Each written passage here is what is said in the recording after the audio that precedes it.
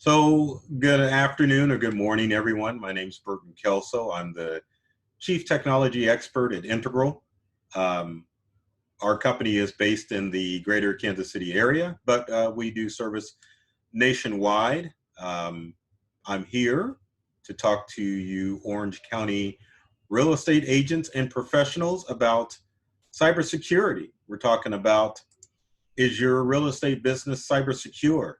There's 7 tips and steps that I'm going to share to make sure that you are keeping your data from your buyers and sellers safe from hackers and breaches. So one of the worst things that you want to see as an agent is the fact that you've been hacked. No one wants to see that message, and no one wants to have to deliver the bad news to your buyers and sellers that their information has been compromised in the data breach. Unfortunately, with this, there are many ways that that data can be compromised. And so as real estate agents, you have to be aware of all of the different threats that are going on out there in order to keep yourself safe and secure. Probably one of the best ways to keep safe from all of the threats out there is to make sure that you are educated, because the best cybersecurity defense is someone who is well informed of all the threats out there and knows what steps to take in order to keep themselves safe and secure. So let's identify some of the threats that are out there. So the most prevalent threat and the most dangerous threat is ransomware. Now, ransomware is malicious software that can get onto your smart devices and your computers and actually destroy your files. But sometimes ransomware also pops up in a manner that just shows a message on your screen showing that your device has been hacked. The whole idea is for you to call the tech support number in order to get support for your device, and therefore tricking you to giving up access to your computer and your devices to a cyber criminal. Obviously, you don't want this to happen. So if you see a ransomware threat on your computer, you ignore the ransom and you never pay the ransom. And you make sure that your information is backed up so that you can just tell the cyber criminals that you're okay, you don't need their services, and move on. Our next threat is malware. Now, malware used to be a lot more prevalent, as in software that you download onto your computer, and it promises to help you, but in actuality, it's causing your computer harm. Now, you agents are probably going to laugh, but one of the most prevalent forms of malware right now is antivirus software. So if you're an agent that's still using some of the free antivirus packages, such as Avast or AVG, those packages can be considered malware, and you want to make sure that you aren't using antivirus packages like Malwarebytes or AVG or any other free package out there, because it definitely can be considered malware. Another threat, which is a more recent threat, is Zoom bombing, which obviously I'm trying to prevent from happening during this Zoom presentation. So if you notice my eyes darting back and forth, I'm monitoring everyone to make sure that no one's going to come in and bomb our meeting, so that way that this Zoom meeting can become enjoyable and uninterrupted. Zoom bombing, for those who don't know, is the practice of someone jumping in to your Zoom meeting and disrupting it. One of the challenges, or one of the things that happens during Zoom bombing, is that the host does not do a decent job of making sure that the Zoom meeting is secure before everyone joins the meeting. So it's always important if you are hosting your own Zoom meeting, that you make sure that you have the proper security protocols in place. There are several things that you can do in order to make sure that your Zoom meeting is safe and secure, and we'll talk about that as we move on. Another cyber threat that you have to deal with, and the most prominent, is phishing schemes. Now, phishing schemes are emails or calls or even texts that come in that act like they come from a trusted source, but they're phishing for your personal information. Now, the challenge is, as real estate professionals, your information is out there. So it's very easy for a scammer to gather your email and other information and pose as a trusted source in order to gather your important data.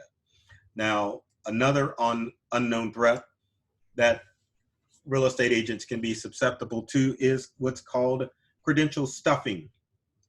Now, I know that doesn't look like stuffing there in the slide, but credential stuffing is the act of cyber criminals going on the dark web and in data breaches and getting your personal information. When you have large-scale data breaches, your information is leaked on the web. So as agents, you always have to be cognizant of the information that is out there about you on the web. Now, someone posted a question to CW, and it's, I guess, to everyone. So hi, CW, I'm Burton. And so CW's question is would you recommend antivirus software? Comment about Windows Defender and others that come with the update. Now, CW, if you hold on, we're going to get to antivirus software out there, and I'm going to talk about the best software out there for smartphones, Macs, and Windows computers. So the truth to be told about all the cyber threats out there is that it all boils down to you. It's your job, and you're the one responsible as far as data breaches and cybersecurity is concerned. And this is because more than 99% of cyber attacks rely on human interaction. That means basically that all of your devices are safe and secure. So that means if you've got a Windows device, a Macintosh, smartphone, or tablet, your device is secure as long as you keep it up to date. It also means that in order for you to fall victim to a data breach or to a hack, you have to click on something in order to initiate the attack. So if you get a phishing email and you click on it and give out information, you've caused yourself to be breached. It's rare instances where criminals will actually break into your device to access your personal data. If someone gets access to your personal data, it's because you, the real estate professional, has inadvertently given that out. So phishing schemes, ransomware, all of that, it's because you clicked or interacted on something that you shouldn't have clicked on. So it's very preventable. All of the stuff out here, as far as data breaches, you just have to make sure that you educate yourself. And also with the wire fraud that goes on in real estate industry, educate your buyers and sellers so that they understand what threats that they need to look out for. But educate yourself and enlighten yourself so that you stand out from everyone else as far as making sure that your devices are safe and secure.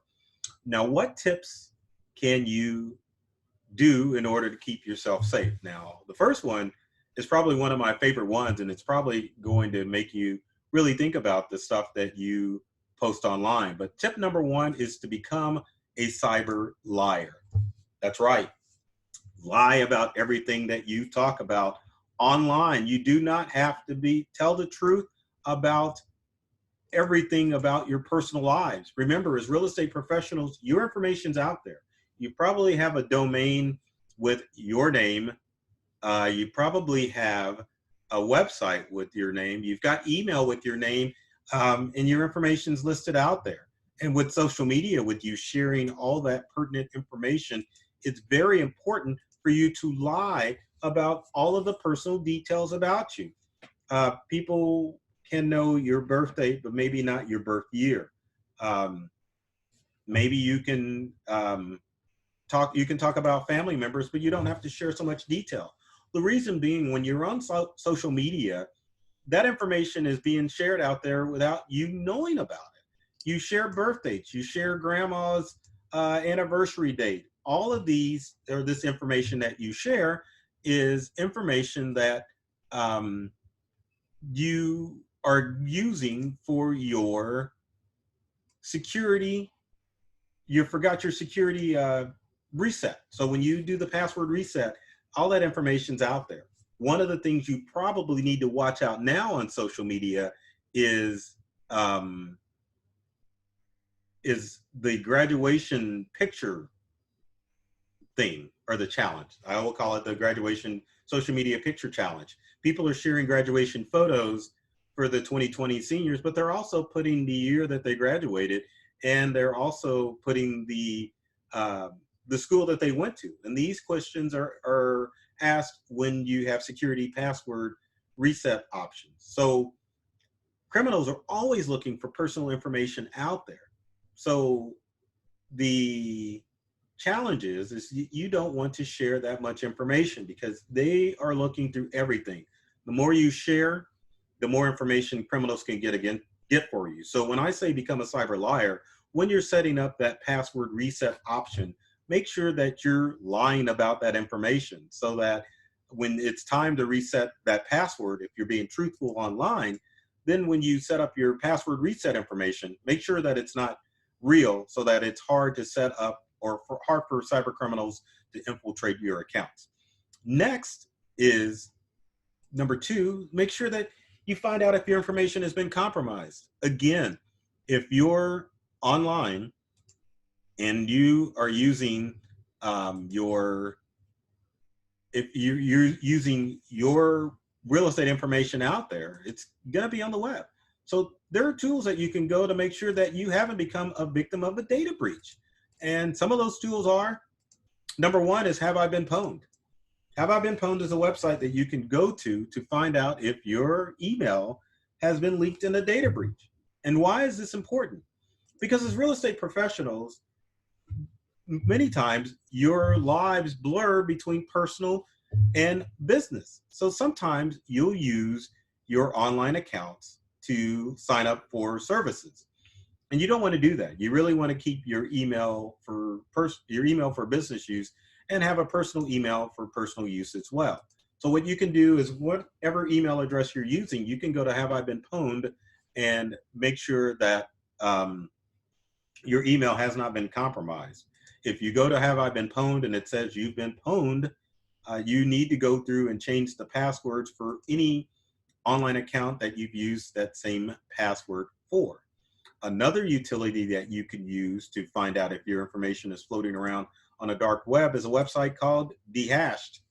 Now, Dehashed allows you to put in your email address as well to find out if it's floating around on the dark web. And that email, or the website, is dehashed.com. But Dehashed is an important site for you to go to find out if your information's been leaked, because this is where credential stuffing comes in. Criminals get this information, they utilize your email address and your passwords to log into your online accounts. And if you're like most real estate professionals out there, you're probably using some form of web-based email.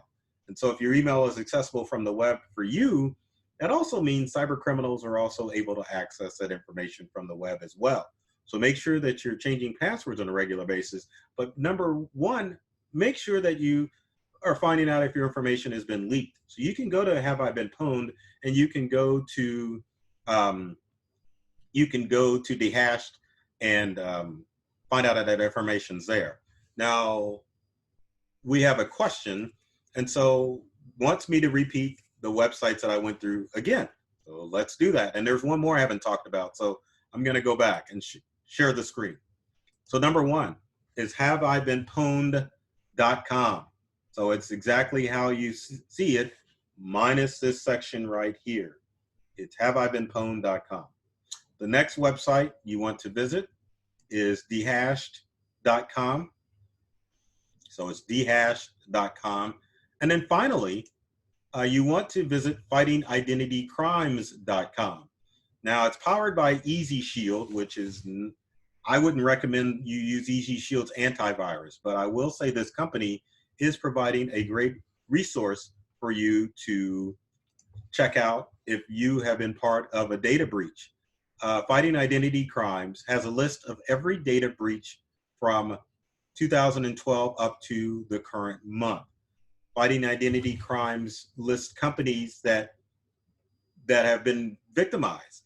So you, with fighting identity crimes, you want to make sure that companies that you've dealt with, you haven't, or they haven't leaked your information out there, because it's possible with a data breach that the company has been breached, but then they haven't let anyone know that they've been breached.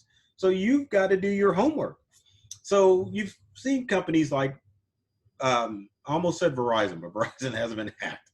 Think of Equifax, Target, Dunkin' Donuts, you name it, companies have been compromised. So again, we fall victims of habit, and we start to use email addresses that are associated with our business, but also to your personal information you give out to some companies like social security numbers, names, addresses. So go to Fighting Identity Crimes, find out if a company you've been dealing with has been breached, and make sure that you either A, change all your passwords and usernames, but then also too, if the breach is severe enough, you may have to sign up for identity protection services like LifeLock or some of the other companies out there. I don't have a recommendation either way, but if you go to Fighting Identity Crimes and it says that you need to sign up for some protection, you probably need to sign up for it. So our next tip, number 3, is improve your password protection. And everyone's like, man, that's a no-brainer, Burton. Why are you even bringing up passwords? Well, I'm bringing it up because passwords are probably the most important thing as far as securing your online accounts. And so when it comes to passwords, you really have to rethink how you do your passwords.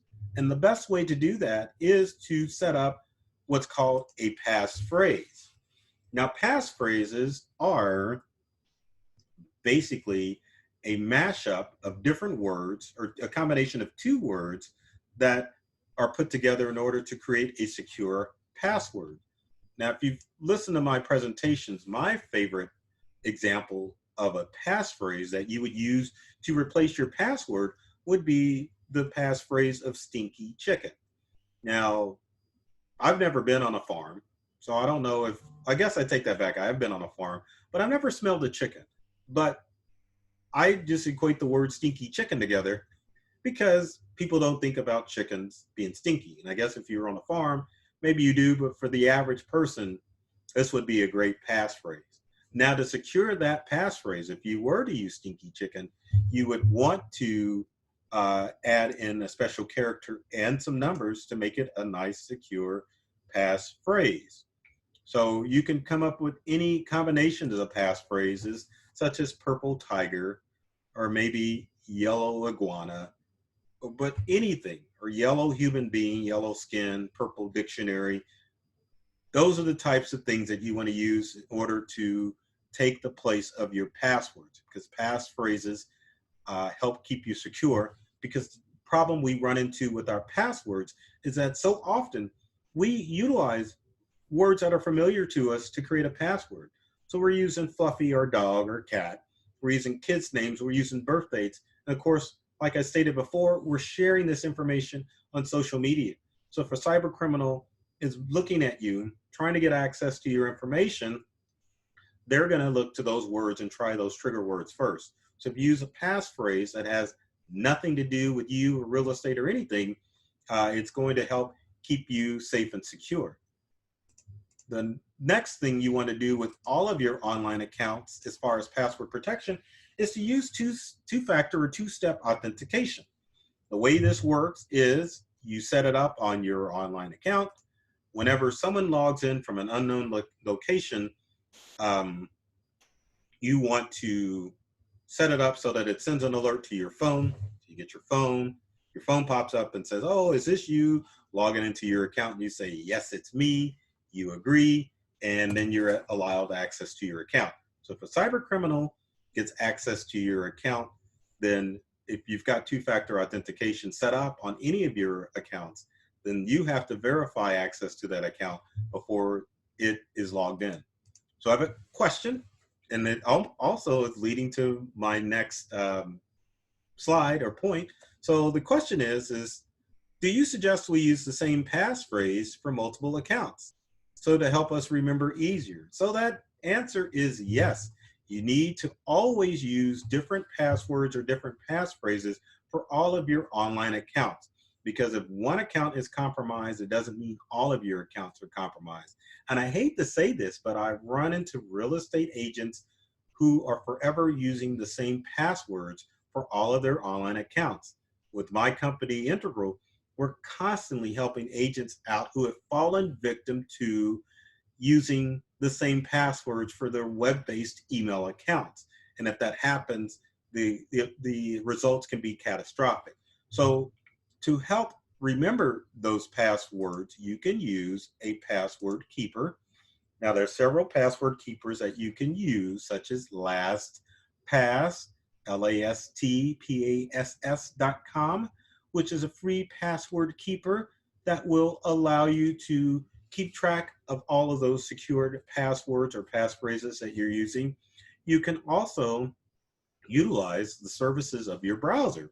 So if you're using Chrome or Safari, Firefox or Microsoft Edge, all of those browsers have the option for you to save your different passwords and passphrases in them.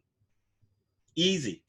You just enable that feature in your browser by going to your browser settings and turn it on. And so whatever password you enter in for a website, your browser will remember it for you. And again, keep all of your passwords separate and different for all of your online accounts. Now, this next tip is a wonderful tool that I recommend everyone use. This is the Google's password checkup extension. So I'm not sure how many of you feel about Google Chrome, but Google Chrome is probably one of my favorite browsers because of all the plugins you can add. Now you can Google the words password checkup extension for Chrome and enable this utility. What this password extension utility does in Chrome is that it searches the internet for passwords that have been used, and it compares it to the password that you're using. So with this browser extension enabled in Chrome, it will scour it. And so if you're using a password that is commonly used, the Google password checkup feature will pop up and say, hey, this password is being used on another online account. Doesn't necessarily mean your online account. That means someone out there in the world is using that password, which means it puts your password at risk for being compromised. So download the Google Password Extension Keeper to make sure that you're monitoring your online accounts. My next tip is to set up an automatic backup system for your devices. Automatic is the key. Automatic does not mean I plugged my flash drive in to my computer 2 weeks ago and I have a backup.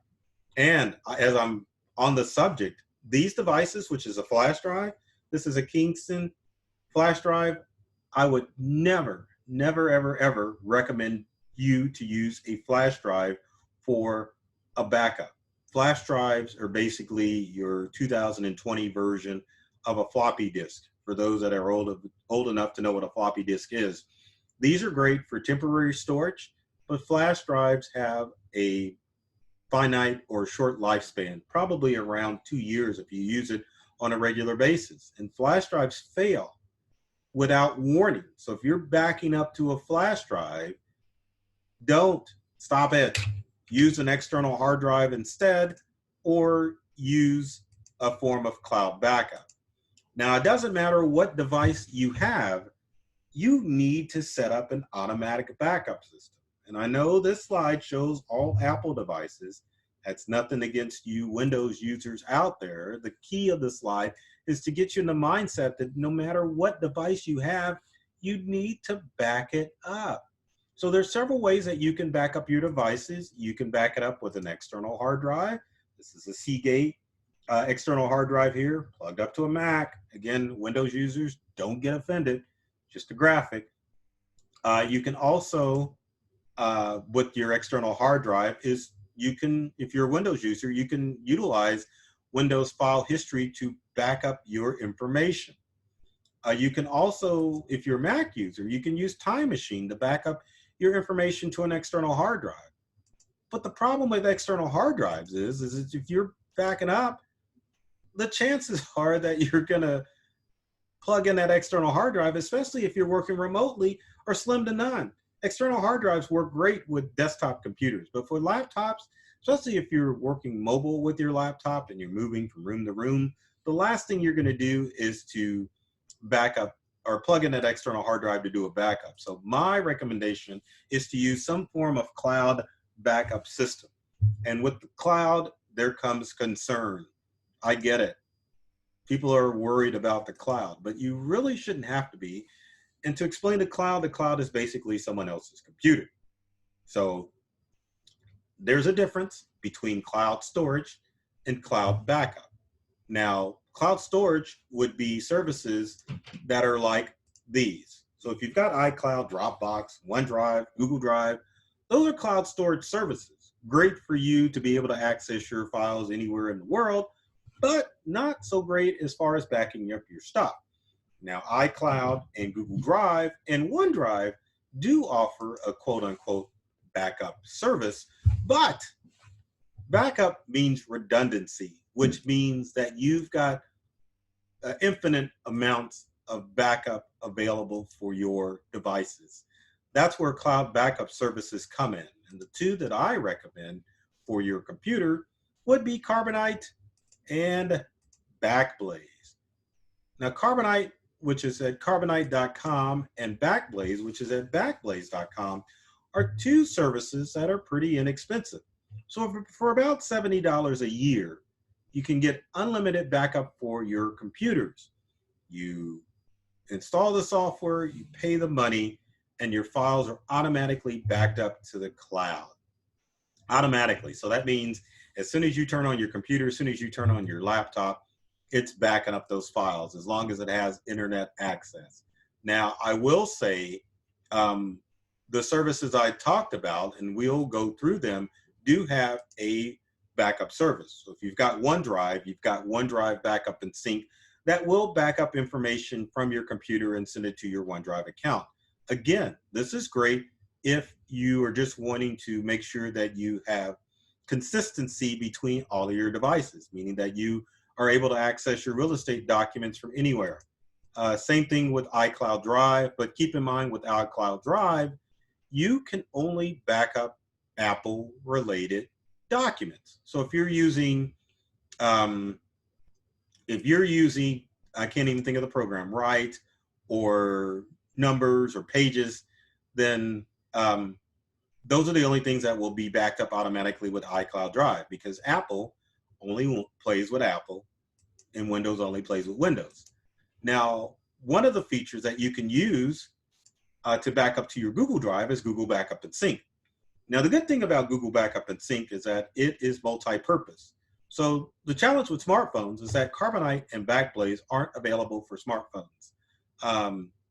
But Google Backup and Sync is available for smartphones. So you can use this as an option to back up those Google Docs and any documents on your smartphone, and you can take advantage of Google Photos. So as agents, you've got tons of photos.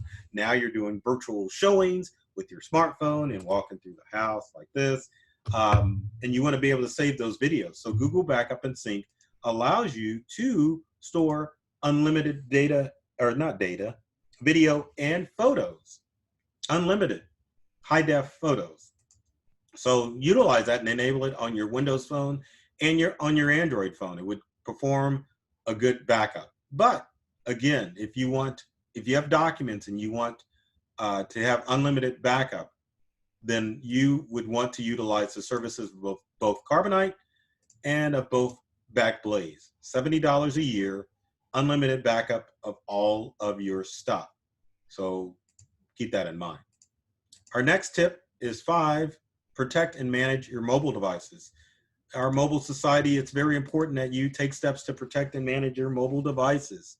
There are many things that you have to do, but mobile devices are pretty delicate. essentially you need to treat it like you're carrying a baby around. So what can you do to keep those devices protected? Well, set a password for starters. Password on your smartphone, your tablet, your laptop is very important. We're not out and about, but when you go out and about, you want to make sure that you have a password on that device. So if it's stolen, then no one is able to access your data on your device. It doesn't matter if you do facial recognition, you do the drawing thing on your Android phone. Make sure it's got a password on it, because think about all of the sensitive documents and sensitive apps that you have on your mobile devices that wound up in someone else's hands. Probably would be catastrophic, and you don't want to be in that position as a real estate professional where you have to go back to your buyers and sellers and say, hey, I lost all of your data. I was a victim of a data breach. So password protected. Next thing you want to do is to make sure your devices are encrypted. Make sure they're locked up. Encryption is the act of scrambling the information on your device. So if it winds up in the wrong hands, someone would need the password in order to get access to that device. Now on your smartphone, it's a pretty simple process of putting the password on, but for your computer, you need to enable specific tools. So if you're a Windows user, you can enable BitLocker on your Windows device to encrypt that data. Now, if you're a Windows user, in order to get access to BitLocker, you do have to use Windows Professional. So how do you know if you've got Windows Professional? Well, if you go to Cortana on your Windows device, you can actually type in the word system settings, and it will let you know if you're using Windows Professional or Windows Home. Also, if you purchased your computer at an office supply store, it's a good chance it came with Windows 10 Home as opposed to Professional. Now, if you're a Macintosh user, it's just a simple matter of enabling what's called File Vault. Now, File Vault will come on any version of Mac OS.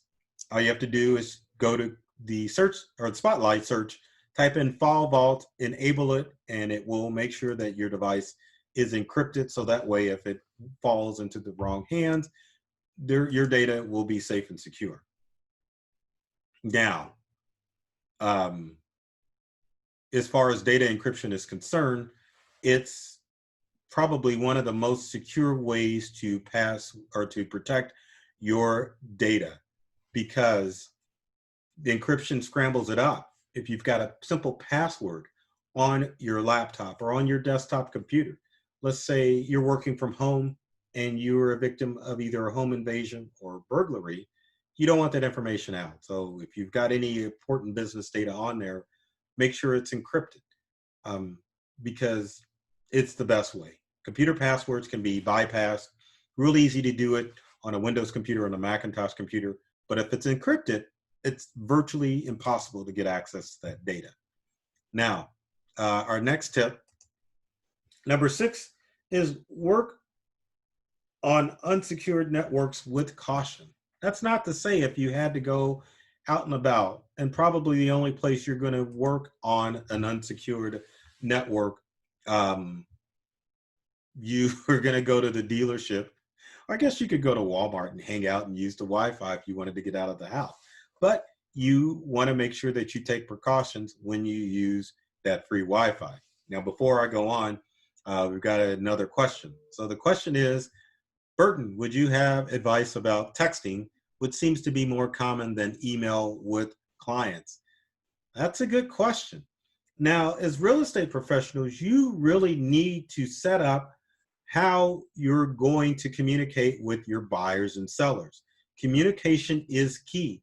You can't just go into real estate transactions and assume that your buyer or seller is going to understand how you're going to communicate with them. So you need to either have that Zoom talk or a conversation that is going to establish those ground rules as far as communication. Now, texting is a secure form of communicating. Now, you can fall victim to text phishing, but again, you would have to interact with that text in order to have your device compromised or to give up compromising information. So if you're an agent and you're going to use text as your preferred form of communication with your buyers and sellers, then you need to state that up front. Make sure that they have your text, your number in their phone, um, and make sure that they understand what types of text messages you're going to send. And it wouldn't hurt to make a phone call before you send that text. But if you're not, and I understand that, make sure you set those parameters up so that they don't get a text coming from you. Now, this is kind of off script here because we were talking about being cyber secure, and we were about to talk about Wi-Fi. But this question brings up a good time to talk about smartphone texting, and should you use your smartphone to stay cyber secure in your real estate business. Now, my train of thought is that you should have a separate number for your business, your real estate business, rather than giving out your cell phone number to your buyers and sellers, and posting that cell phone number on your site. So if you did want to get a different number for your real estate business, probably one of the things that you want to do is to make sure that you keep your cell phone private and only share that with people that you're doing actual business with. Now, it may be a good idea for you to get a general purpose number to post on your real estate website so that when people call in, they get the general number, and criminals aren't yanking your cell phone number off of your site and using it to spoof your number in order to make calls. Nothing's worse as an agent to have your cell phone number out there and it being used to call people in order to try to trick them into answering that. Because the only thing you're going to get is calls from people saying, stop calling my number, tired of this. And you don't want to have to go through the process of having to change your number. Cyber criminals usually cabbage on to cell phone numbers.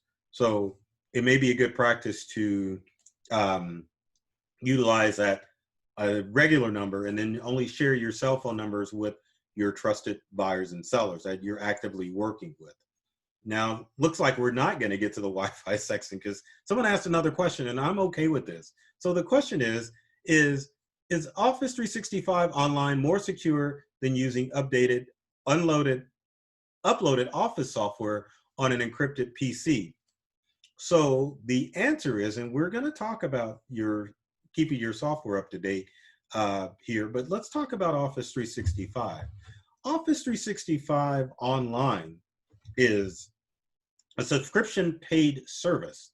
So basically, you're just renting out Word and Excel. It's no different than the software that you have pre-installed on your computer. So if you're an agent using a Microsoft Office product, the only two products that are currently supported by Microsoft right now are Office 365 and Microsoft Office 2010. And I take that back. Office 2013 is still supported by Microsoft. So the furthest back is Office 2010. Now, as far as Microsoft's Office 360 Online, with any online account, it boils down to passwords. As long as you're using a safe and secure password for your OneDrive account, for your Microsoft Office 365 account, you are perfectly safe. Your OneDrive information is encrypted in the cloud. Your Office 365 products are installed on your local computer. So as long as you're not allowing someone access, then they're not going to get into your stuff. But if you're using weak passwords, and if you're using the same password for all of your online accounts, then that Office 365 information is going to be compromised.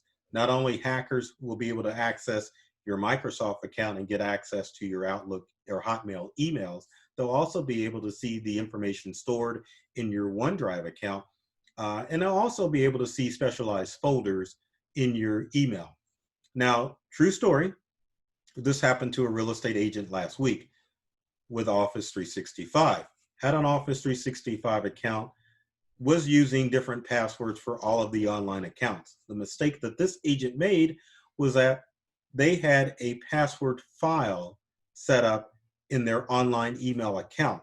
So of course, once the email was breached, then criminals scanned through all the folders, found passwords for all of their home and business activity, and they were able to log into banking information, credit card information, and of course, steal money.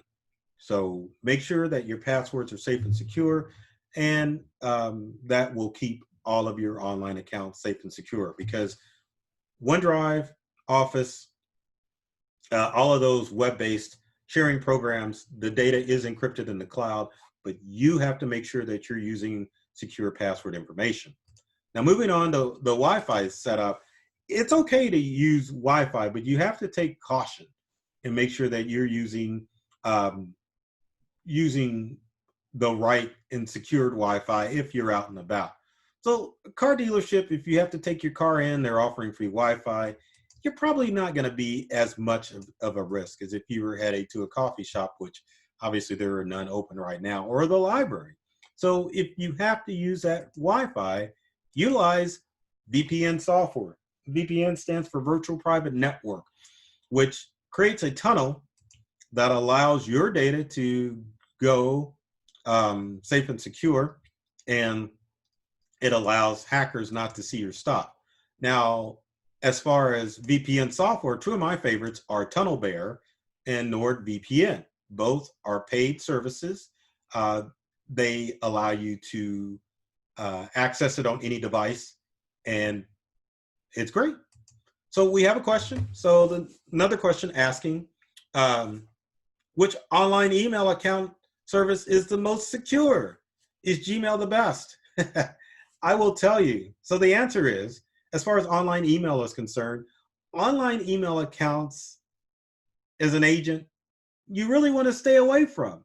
They're all secure, but cyber criminals target those free online accounts. So if you have a Gmail account that's free, meaning that it's free and it says at gmail.com, you have an at AOL.com, you have you have these free email accounts that you use, they're all safe and secure, but cyber criminals target those email accounts all the time, so you don't want to utilize free email accounts. You want to set up your own domain account, because it puts you less of a risk at your email being compromised. So if you're using it for home use, free email is great. As a real estate professional, please, for the love of God, get your own domain. Get your domain. It's going to cut down on the spam. It's going to be more secure. Criminals aren't going to target it. If you have any free email accounts, you're going to be a target. And it also does not look professional as a real estate professional. Get a domain. Go to GoDaddy. Get your domain. Back to VPN software. Believe it or not, you can get plug-in VPN software for, and I don't know why Chrome is in here. That's a goof. Ignore this. Go over to Opera or Firefox. The web browsers Opera and Firefox have built-in VPN services. So if you're doing anything web-based, you can download Opera onto your computer if you're out and about, or even at home, and install the Firefox VPN plugin and utilize free VPN within your web browser. Now, finally, as far as being out and about and making sure that you're safe and secure, the most secure way to stay connected to the internet when you're out and about is to use a mobile hotspot. Now, if you've got a real estate office and you aren't sure if your agents are using secure Wi-Fi at home, it may be a good idea for you to issue hotspots to all of those agents that are working remotely.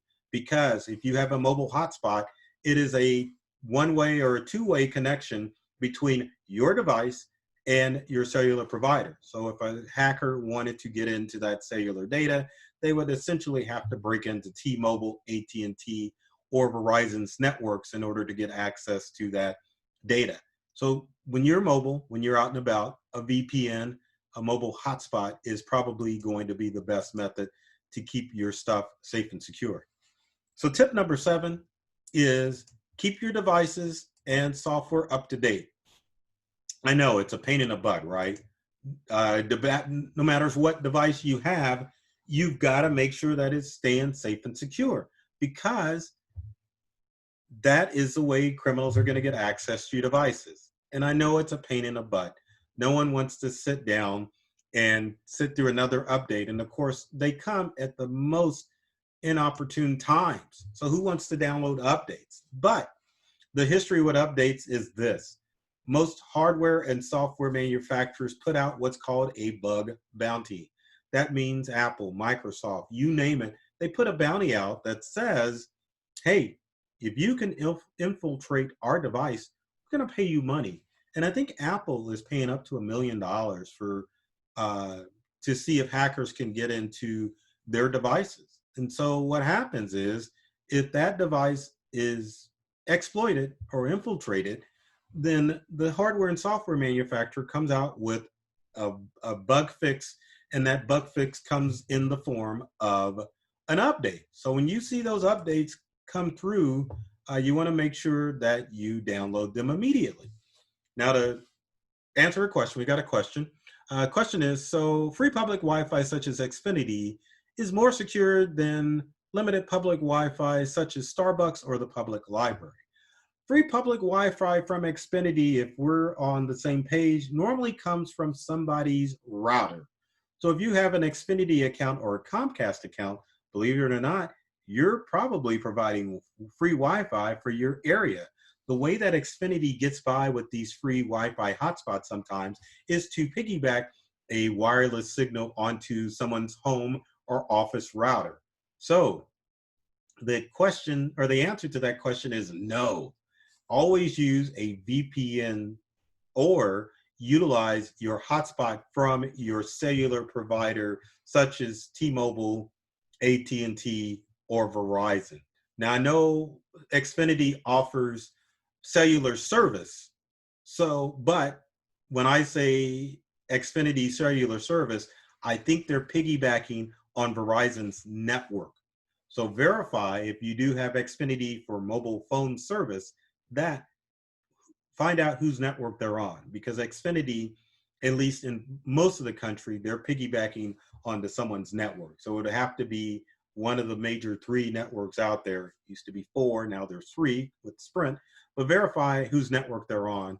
But if you are using Xfinity for your cellular service, then yes, it's a good chance that that service is going to be more secured than the public Wi-Fi or Starbucks. But I will say, if you're going to use public Wi-Fi, use it at the library. Trust me, that ain't going to be hacker haven. Now, as far as making sure your updates are secure or your devices are secure, if you're a Windows user, you want to use Windows 10 to make sure that you get the latest and greatest updates on your devices. If you're an Apple user, you have 3 options, believe it or not. The most current version of Apple or Mac OS is Catalina. But Apple is usually lenient enough to say, well, we know Apple users are horrible at updating the devices, so we'll let you use some older operating systems. So if you're using Catalina, Mojave, and High Sierra, you are using secure stuff. If you have anything other than those 3 operating systems, then you are probably putting yourself at risk from not getting the most recent security updates.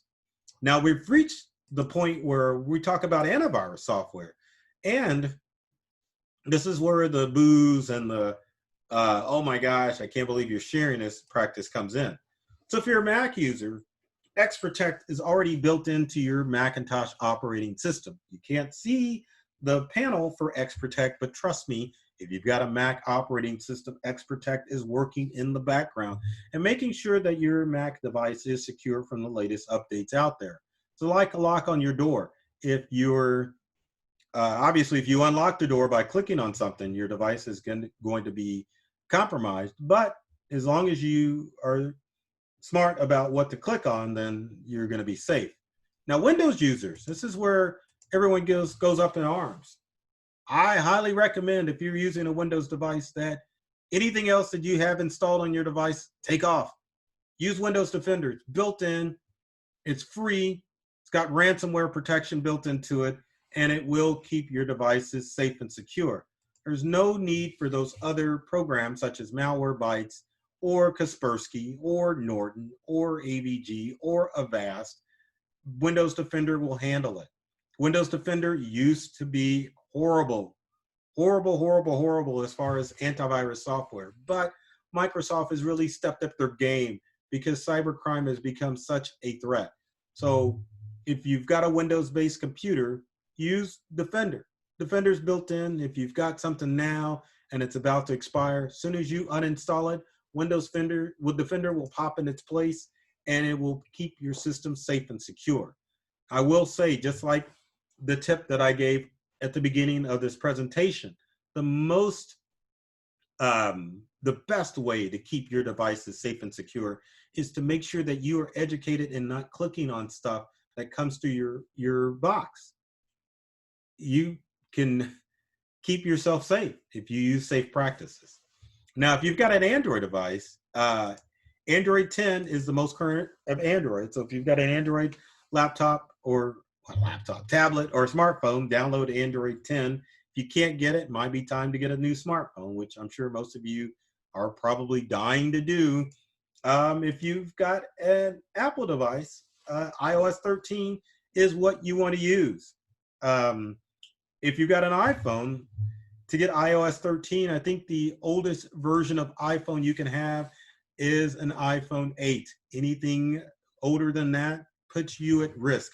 Now, if you're using it for casual purposes, that's fine. But if you're using it for business purposes, you do not want to use older technology. Other things to keep yourself safe is to be aware of shoulder surfers when you're out and about as a real estate professional. People do look at your smartphone and devices, so make sure that you're not allowing people to shoulder surf or look over your shoulder when you're using your laptop or your smartphone even, because there's a lot of stuff on your smartphone. And then make sure that you're protecting your device against theft. It happens. Not as much now, but if you have to go to the store, it can happen. You can enable Find My Device for any device, Windows laptops, Mac laptops, smartphones and tablets, and Androids. Enable it. So if your device is stolen, you can get it back. It's for non-business use, not a big deal. You got your business laptop or smartphone out there, don't let hackers get into your stuff. So enable Find My Device on all your devices. Got a question. Anyone have hacking on their iPhone? I think this is just a general question out to everybody. My answer is no. The way most smartphones are hacked are through the App Store. You download an app that allows hackers to get into your information. Apple, unless you jailbreak your device, does not have that issue. And Apple does an awesome job as far as making sure that the App Store does not have any malicious apps in it. If you have an Android device, that's not going to happen as much because Android scours the App Store, but at the same time, Android does not do a as thorough job as Apple as far as devices on as far as apps on their phone. So one other thing that I wanted to talk about, if any of you agents out there are going to do a Zoom meeting, let's talk about some of the stuff that you need to do in order to make sure that it's safe and secure. So if you want to prevent Zoom bombing, you probably need to do some of these practices. So number one, if you create a Zoom meeting, and it's going to happen because you're going to have to talk to buyers and sellers at some point and become a virtual real estate agent. So number one, you want to make sure that you create a new user ID and a password for each meeting. So if you have a Zoom account, you can use the same old meeting ID over and over again, but you don't want to do that. You want to make sure that your meeting ID is different and that your password is different for each Zoom meeting that you set up. The next step that you want to do is you want to disable the join feature before hosting. So if you're hosting a meeting, make sure that no one can join the meeting before, because they can come in and commandeer your Zoom meeting and take over as the host. And then they can do and say whatever they want to during your Zoom meeting.